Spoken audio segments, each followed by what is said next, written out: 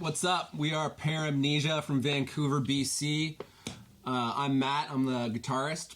Our vocalist Cayle could not make it today. There he is! There he is! That's perfect. There he is! Oh, yeah, there he is. We're actually, it's hilarious because we're recording a video right now, and then Matt was like, our vocalist Cayle couldn't be here, and then you called, and he's like, oh wait, there he is. All right, here we go. My name's Matt. I'm a guitarist. I'm Derek. I play drums. Andy, I play guitar. I'm Colton. I play bass. The idea for ParamNesia came because, like, ParamNesia literally means an inability to differentiate between fantasy and reality, and we like to mix those concepts in our music and our lyrics. The whole thing was recorded in this space here, Matt Burnham's studio. Diego at Oracle Studios mixed and mastered the whole album for us. He did the first one as well. We love working with that man. Absolute pro. He's a pro. He knows the stuff for sure.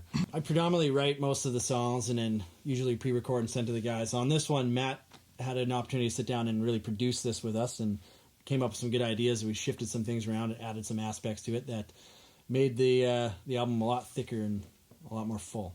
More cohesive. Yeah. You can listen to the whole EP and it kind of flows as one. That was the goal. With the songs still standing alone individually and having sort of their own story as well. So the lyrics are mainly written by Cayle Charlton and myself, and we both kind of have drastically different writing styles for the lyrics. Cayle tends to write from a place of real life experience and a lot of emotion. Yeah. Touches on things like despair and depression and like overcoming an obstacle, for instance. I tend to write more in the science fiction fantasy realm of things. I'm a big fan of a lot of different fantasy books and shows and stuff like that. So that's where my inspiration comes from. The album cover art, we thought about this a long time ago. We just basically wanted something that was still also in the fantasy realm of things. So an alien planet with alien ancient looking architecture was sort of the basis of the idea. And we went through Black Dot X art, and he kind of took the concept and made it this unbelievable piece of art for us. He had a lot of elements out of his own mind, and we just let him run with it, and it doesn't have any specific meaning. It just looks pretty badass. Yeah, in my opinion, it's probably one of my favorite graphics I've seen on any album artwork. Yeah. And I can't may wait be to biased, but it's going to look real nice on a t-shirt. Yeah. Yeah, we were just talking about this. Yeah, so not necessarily, no. We've been running things independently with the help of Asher Media Relations, as well as Derek does a lot of our social media. Same thing with Cayle. Colton has been doing a lot of our stuff, videos and photos and posts and stuff like that as well. I think maybe for now we're happy with the situation we have. In the future, it's something that we'd look at. We'd have to see what things are happening at that time and where we're at. You know, for now, we're going to push through this EP. We have big plans for the next album, which we'll probably also release independently. Get the world back to touring and playing shows again and see where everybody's at on the other side of that. We had our first Canada-US West Coast tour booked, and the whole thing was canceled. We were playing dates between April and July of 2020, and none of those happened. So, yeah, we were affected pretty heavily. On top of that, first time in the States. Would have been our first time in the States. Yeah. We paid for our visas in full, as many other bands did. None of us are getting reimbursed for that, and the visas, as far as we know, are not getting credited for a later date.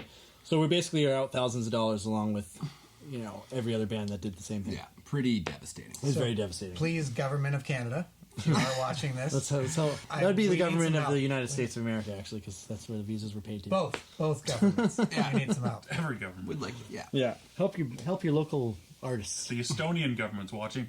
Give us our money. Right. I am the one who probably messed up the most when we first started playing. We never used to use click tracks, and it was a very crucial two sections of the song that I messed up that were transitions. And the venue, as most venues are, you can't really hear anything as a drummer. And I completely messed them up and made us look like idiots. So I refused. I told the band I will refuse to play unless we get click tracks going and start being pros. And now we are tight because we use click tracks. Yeah. And you still get little things happening, like pedals and amps stop working and wires in your guitar become unsoldered and stuff like that. But Bring backup instruments. Backups are key. I've been listening to a lot of older music, and getting inspiration from stuff like Pink Floyd, really good non-metal sources like that for solid songwriting ideas. Little phase a few months ago of digging deep into ambient music. And I found this one band called Resin. I think they're from Chicago, and they released a really like dark and moody, doomy ambient album.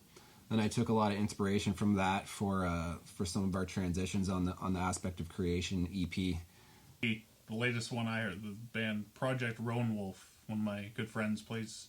It's like basically a solo project for her. She used to play guitar in a band called Judicator. Now she's doing her own, but like right when it dropped, like the guitar tone is like, ooh. Ooh, yeah.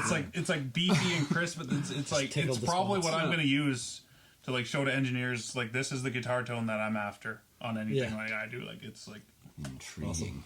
Greatly. Yeah, so very much affect the music scene here. I mean, already in our city alone, we've seen several pretty prominent venues close permanently. like mainstays. Really mainstays, yeah. Pub 340 would be a great example. You could be like, you could not even know there's a show going on, just go down there on the Saturday night. There's probably some sick show going on. They're booked on something, yeah.